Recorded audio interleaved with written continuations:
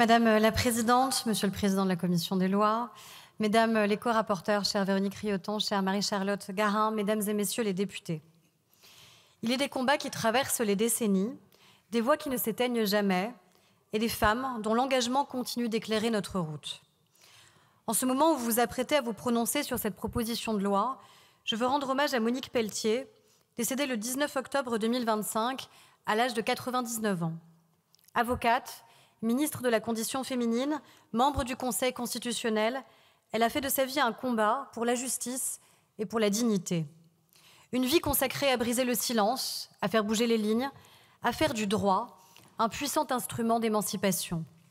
Dans une France encore corsetée par le silence, la honte, l'indifférence, Monique Pelletier s'est battue pour les droits des femmes et pour la reconnaissance des violences faites aux femmes. C'est notamment à elle que nous devons, en 1980, la criminalisation du viol et ce qui est devenu notre article 222-23 du Code pénal. Une conquête déterminante, portée avec la force d'un mouvement de femmes déterminées, dans le sillage du combat historique de Gisèle Halimi. Et c'est en pensant à elles, à leur courage, à leur clairvoyance, que nous poursuivons aujourd'hui ce combat pour nommer, reconnaître, condamner et éradiquer toutes les formes de violences sexuelles. Car le consentement est au cœur de notre combat contre les violences sexuelles. Il est une évidence qui aurait dû s'imposer depuis longtemps, et pourtant, il demeure encore un concept volontairement déformé ou caricaturé. Pourquoi ? Parce qu'il vient heurter des habitudes, des croyances, parce qu'il dérange. Il dérange car il est intrinsèquement lié à une réalité que l'on préférait mettre à distance, une réalité occultée par les clichés. Dans 9 cas sur 10, la victime connaît son agresseur. Celui qui abuse, celui qui viole, 9 fois sur 10. Ce n'est pas un inconnu tapis dans l'ombre, c'est un mari, un ex-conjoint, un parent, un ami, un collègue, un supérieur hiérarchique, une figure d'autorité. Quelqu'un à qui on fait confiance, quelqu'un à qui on dit « tu ». Et c'est précisément cette proximité qui brouille tout. Elle rend les frontières floues, les repères incertains, elle installe le doute insidieux, corrosif. Le doute de la victime d'abord. Est-ce vraiment arrivé? Ai-je mal compris? Est-ce ma faute? Et le doute des autres. Pourquoi n'a-t-elle pas crié? Pourquoi ne s'est-elle pas débattue? Pourquoi n'a-t-elle rien dit plus tôt? Parce que le viol ne se résume pas à la brutalité physique. Parce que la peur, la sidération, la honte, le contrôle coercitif, les violences psychologiques, les abus d'autorité ou de pouvoir sont autant de chaînes invisibles qui paralysent et qui peuvent paralyser bien longtemps. Parce que l'absence de cri, de lutte ou de résistance n'a jamais établi un consentement. Parce que le silence d'une victime n'est jamais un consentement. Parce que ne pas dire non ne veut pas dire oui. Nous n'avons plus le droit aujourd'hui de détourner le regard, plus le droit de prétendre ne pas savoir, plus le droit de nous réfugier derrière l'excuse du silence ou de la gêne. Regarder ailleurs, c'est laisser faire. Regarder ailleurs, c'est prolonger la violence. Nous devons avoir le courage de regarder notre société telle qu'elle est, avec ses violences, ses silences, ses complicités, ses réflexes de défense qui protègent le confort plutôt qu'ils ne font éclater la vérité. Nous devons ce regard lucide d'abord aux victimes. Nous leur devons le respect, la reconnaissance et la justice. Nous devons nous hisser au niveau du courage de toutes celles et ceux qui ont eu la force de parler, de porter plainte, de revivre l'indicible pour que d'autres n'aient pas à le subir. Toutes, sans exception. Il n'y a pas de bonnes ou de mauvaises victimes, il y a des victimes. Et toutes ont le droit à notre respect. Nous devons penser aussi à celles qui hésitent, à celles qui se taisent, à celles qui renoncent parce qu'elles savent le chemin judiciaire trop long, trop douloureux, trop épuisant, à celles qui n'attendent pas de notre part de la compassion, mais une société qui les protège et une société qui agit. Si nous avons progressé pour mieux protéger les victimes et mieux condamner les bourreaux, si nous avons renforcé nos dispositifs de prévention et d'accompagnement au sein de notre arsenal juridique, si nous avons commencé à graver l'absence de consentement dans la loi, le combat n'est pas terminé. En inscrivant dans notre code pénal en 2021 le seuil de 15 ans en deçà duquel il ne peut pas y avoir de consentement, nous avons clarifié le travail de la justice. Avant 15 ans, un enfant est un enfant. Il ne peut pas comprendre ce qu'on lui suggère ou ce qu'on lui impose. Avant 15 ans, un enfant ne peut pas consentir. C'est non, c'est toujours non. C'est un interdit absolu et il ne peut pas en être autrement. Aujourd'hui, nous pouvons changer de dimension en réaffirmant une vérité simple, incontestable, inaltérable.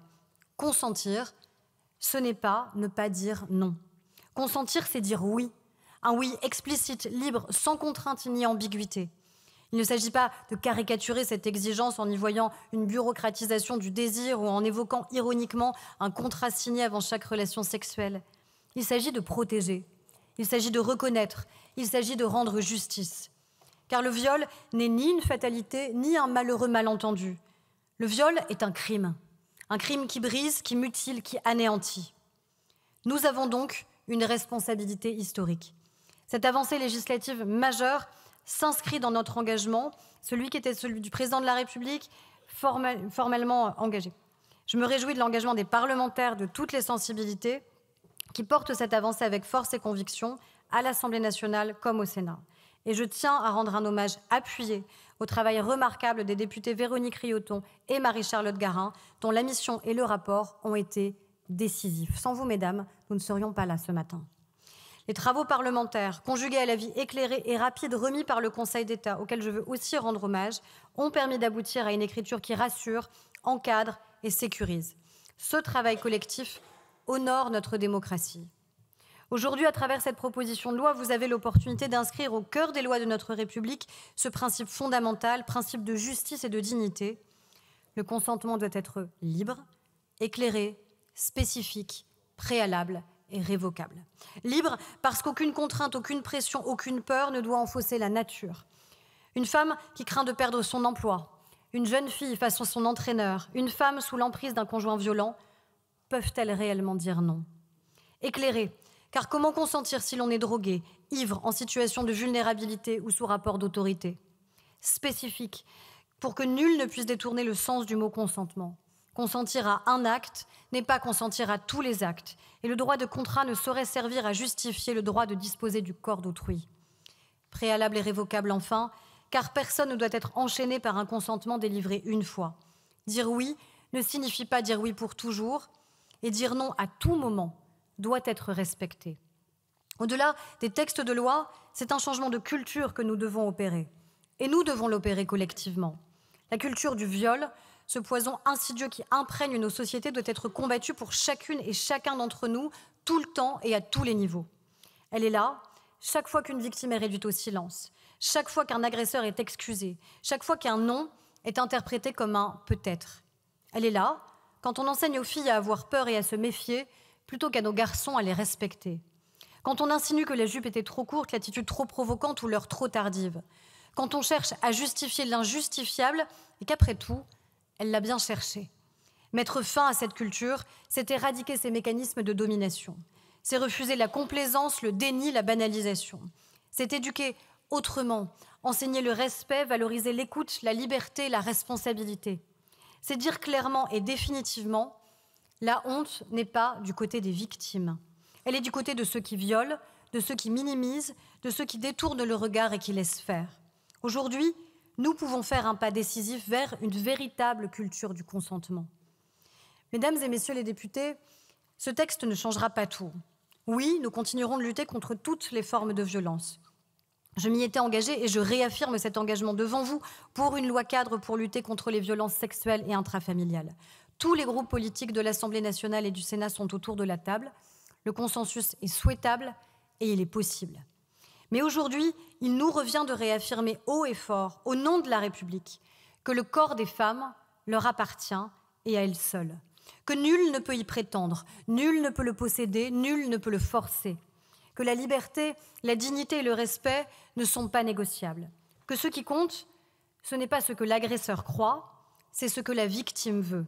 Et cela, ce renversement de regard, cette reconnaissance, cette exigence, c'est déjà une révolution. Je vous remercie.